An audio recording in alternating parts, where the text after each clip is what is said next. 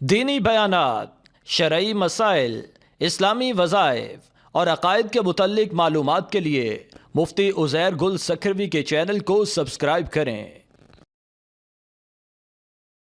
بسم اللہ الرحمن الرحیم۔ آج ہم بات کریں گے روزے کی حالت میں میاں بیوی کا آپس میں ایک بستر پر سونا کیا یہ جائز ہے یا نہیں ہے۔ دیکھیں جی، جہاں تک بات ہے میاں بیوی کا ایک دوسرے کے ساتھ ایک بستر پر سونا لیٹنا تو یہ تو جائز ہے، البتہ آگے پھر بغیر کسی حائل کے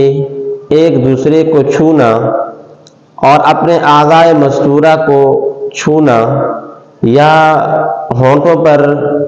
بوس و کنار کرنا، تو یہ چیزیں اگر اور اپنے اوپر اعتماد بھی نہیں ہے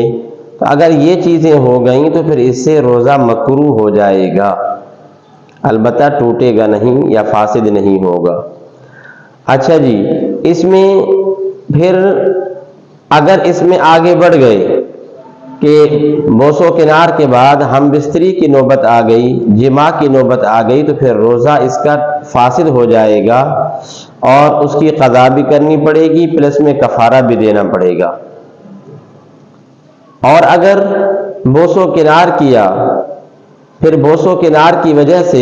یعنی ہونٹوں پر بوسہ دیا اور پھر یہ ہے کہ اس سے منی یعنی گاڑھا مادہ خارج ہو گیا تو پھر اس کا روزہ فاسد ہو گیا اور اس روزے کی قضا کرنی پڑے گی۔ اور اگر منی خارج نہیں ہوئی بوس و کنار کی وجہ سے، کس کی وجہ سے؟ منی تو خارج نہیں ہوئی لیکن مذی جو سفید لیس دار مادہ ہوتا ہے اگر یہ نکلا تو پھر یہ ہے کہ روزہ تو فاسد نہیں ہوگا، روزہ تو نہیں ٹوٹے گا، البتہ مکروہ ضرور ہو جائے گا۔ تو اگر اپنے اوپر اعتماد نہیں، خاص کر کے نوجوان بندہ ہے، تو ان کو آپس میں اس طرح ایک بستر پر لیٹنا